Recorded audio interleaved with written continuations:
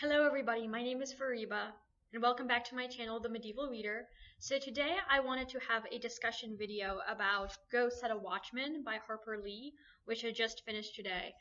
And it's a book that I'd put off reading for the last couple of years since it's come out, because I'd heard very mixed reviews about this book. Some people really love it and rate it really highly, and some really dislike the book.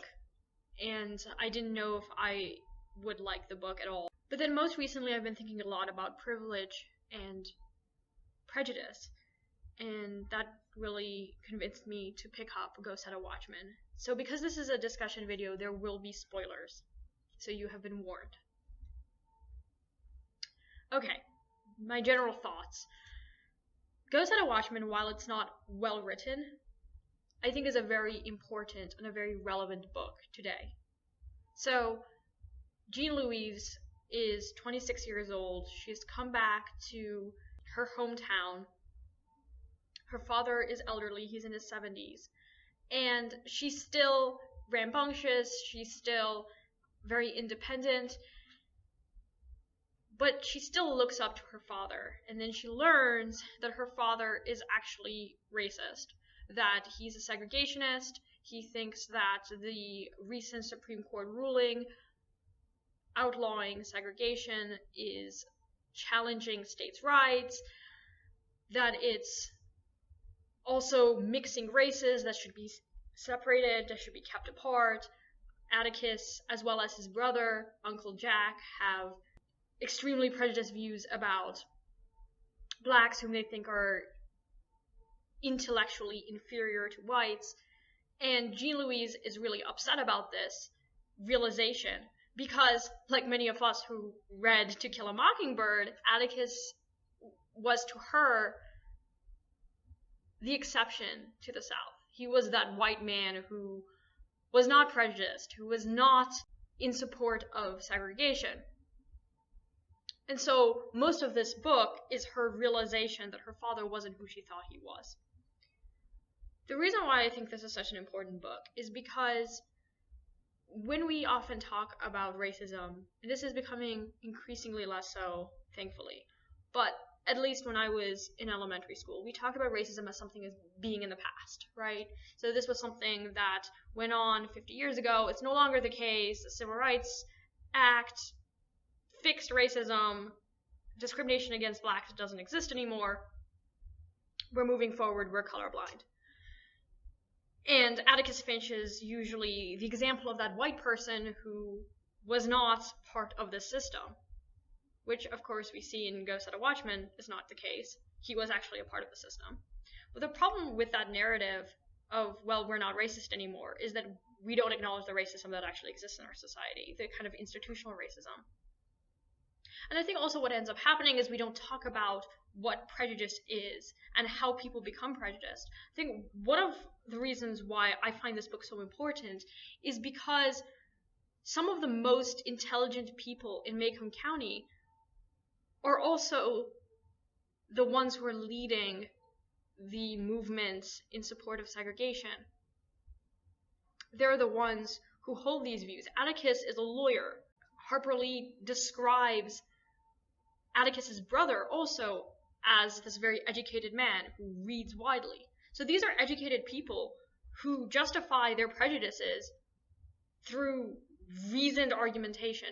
And this is what makes prejudice so hard to combat, is that the people who have these prejudices think that their views are really reasonable, that they are justifying them on legal grounds, on natural grounds, on any number of things. And this doesn't just apply to racism, of course, this applies to homophobia, to transphobia, to misogyny, to any number of prejudices that people have.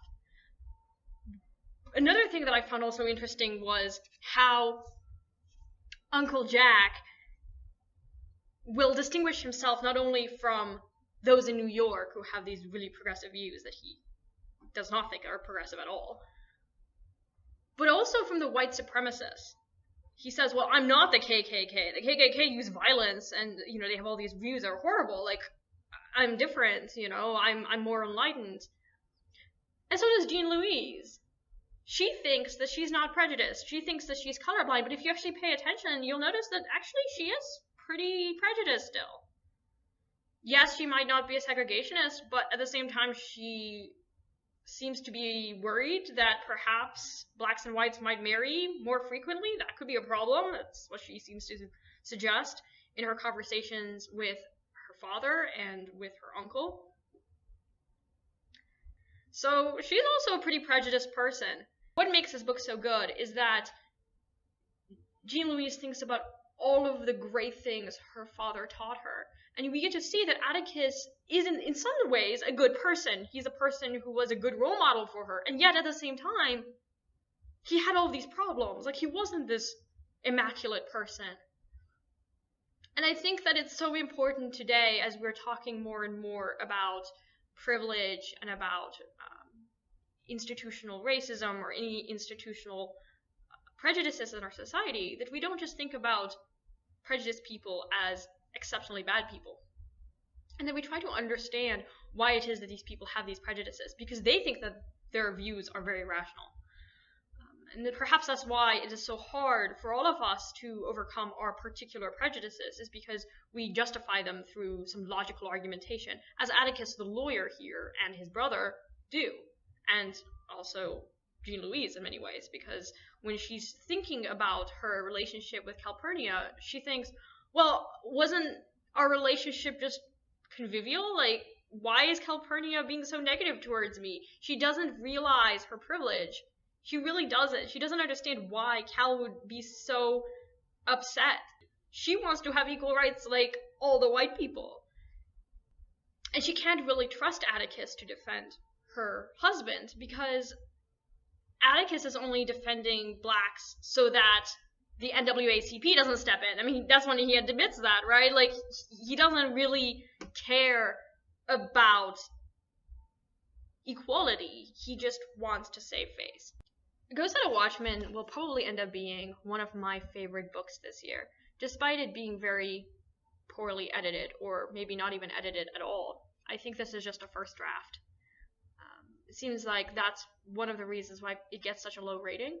And I know that there's a lot of white privilege here, but I think because Lee is white, I think it's more important for her to talk about the white experience in the South and why it is that the South has perhaps more than in other regions of the country, but still it exists in essentially every part of this country, this problem with racism.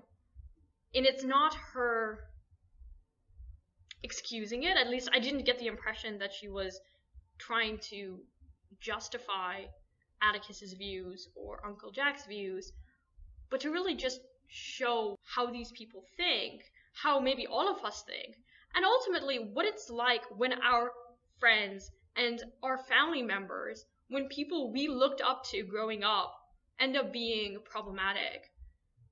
You know, what happens when we go home and we have parents who are prejudiced? Like, how do the children grow up? And then what happens after they grow up? Can they still love their parents? Can they still love their friends? Can Jean Louise still marry Henry despite Henry's involvement in the council with Atticus, with Dr. Finch?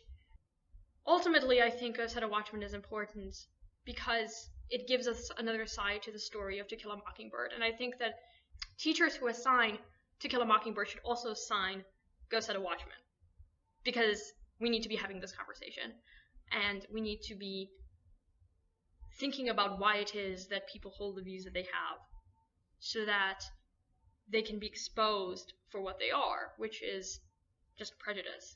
There are so many times in this book when Atticus or Dr. Finch pretend that they're not really being prejudiced. Like, they have nothing against black people per se. It's just that, the Supreme Court really overstepped their boundaries. Really, it's, violating states' rights. But it's like, they only care about this because they do have prejudices, because they do have this problem. And yet, they justify their views by saying, well, the Supreme Court is overstepping its boundaries. In our so-called colorblind nation, Ghost at a Watchman is a reminder that we have a long ways to go.